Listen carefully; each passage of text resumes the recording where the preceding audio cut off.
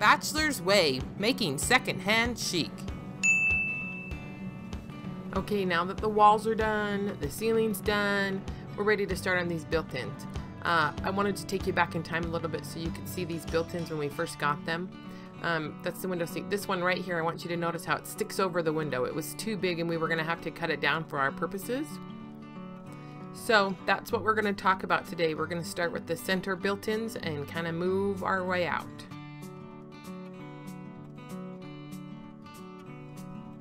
Okay, so these are the built-ins that we purchased. This one and this one are the ones that we got to go on either side of the TV, but they didn't really fit. And we found that they worked much better here and here on either side of the fireplace. So that was all great, but that left us with nothing for either side of the TV. Have no fear. I searched the local thrift stores and I found these babies. They were already the perfect width, so we didn't have to cut them down, and they had a glass door to cover the electronics section.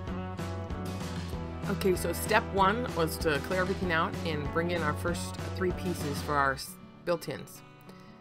This is kind of how we work. We want to like put them together, figure out how exactly we're going to do it, what trim we're going to take off, how we're going to connect them. So here's a little sneak peek of kind of how we do that. Okay. Everything looks good. That looks good. Stand back and look at it, honey. It looks like something. Okay, but keep in mind we have toe kicks on both of them. So here's a couple questions. One is, are we going to want this pushed all the way back like this? Or do we want to put it forward so that it lines up with these or popped out for us? Because the one thing that I'm thinking, if you push it all the way back and then the rock is on there, this is just average. But if your rock is on there, plus your board that it goes on,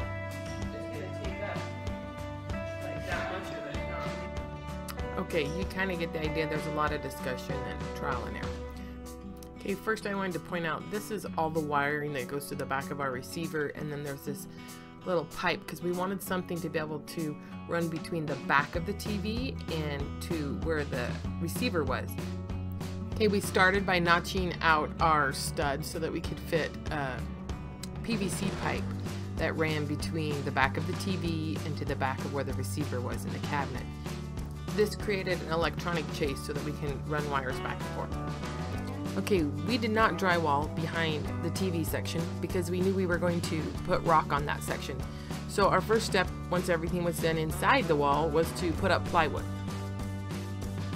Once that was done, we turned our attention to the built-ins. We started with the 2 tall, skinny pieces of furniture, and we ripped off all of the trim, and then we made toe kicks out of 2x4s.